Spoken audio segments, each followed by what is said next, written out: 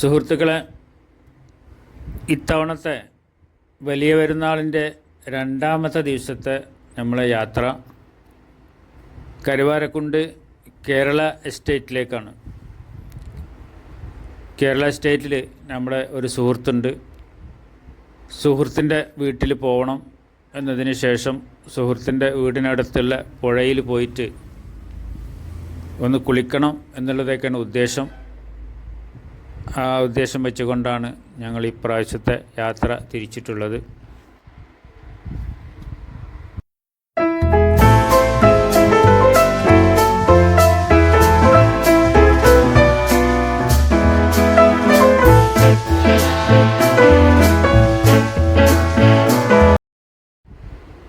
സുഹൃത്തിൻ്റെ വീട്ടിലെത്തിയിട്ടുണ്ട്.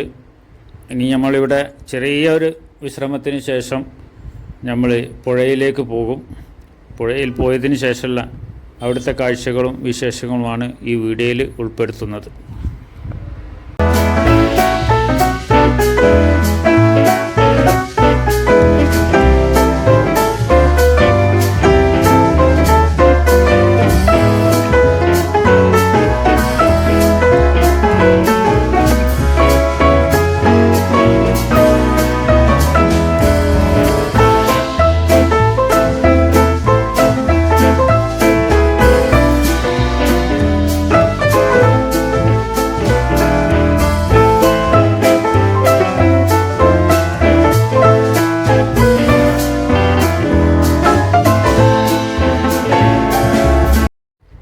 നമ്മൾക്ക് കുളിക്കാനുള്ള പുഴേൻ്റെ അരികിലെത്തിയിട്ടുണ്ട്.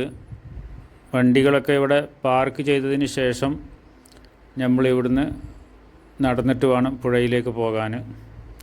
കുളിക്കാൻ എല്ലാവരും റെഡിയായിട്ടാണ് വന്നിട്ടുള്ളത്.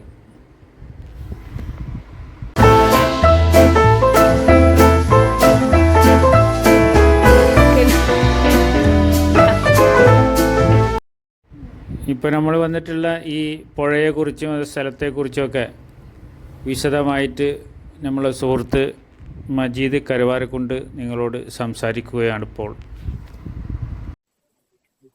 ഇത് കരുവാരക്കുണ്ടെന്ന് ഒരു ഏകദേശം ഒരു 4 കിലോമീറ്റർ ഉള്ളില്, കരുവാരക്കുണ്ട് ടൗണിൽ നിന്ന് 4 കിലോമീറ്റർ ഉള്ളിൽ ഏകദേശം. ഇവിടുത്തെ കേരള എസ്റ്റേറ്റ് എന്ന് പറയാം. കേരള എസ്റ്റേറ്റ് മദാരിക്കുണ്ടിന്റെ താഴെ ഭാഗമാണിത്. ഇവിടുത്തെ എന്താ പറയാ, ഒരു പിഞ്ഞാണക്കുണ്ട് എന്നാ പറയാ. സാധാരണ ഞങ്ങളെ ഗതിയിൽ ഞങ്ങളുടെ നാടിനനുസരിച്ചിട്ട് പിഞ്ഞാണക്കുണ്ട് എന്നാ പറയാം.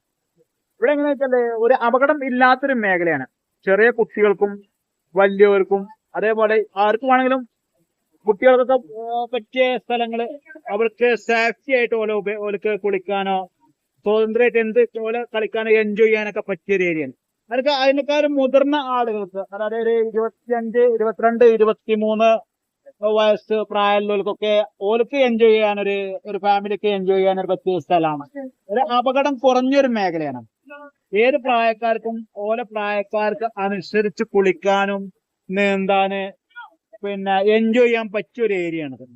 ഇപ്പോഴത്തെ കാലാവസ്ഥ മഴ എപ്പോഴും പ്രതീക്ഷിക്കാം, എന്നാലും അപകടമില്ല. അപകട സാധ്യത കമ്മിയുള്ളൊരു ഏരിയ ആണ്. ഇന്നവരെ ഒരു അപകടം ഇല്ലാത്ത, എന്റെ അറിവില് ഇല്ലാത്തൊരു മേഖലയാണ്.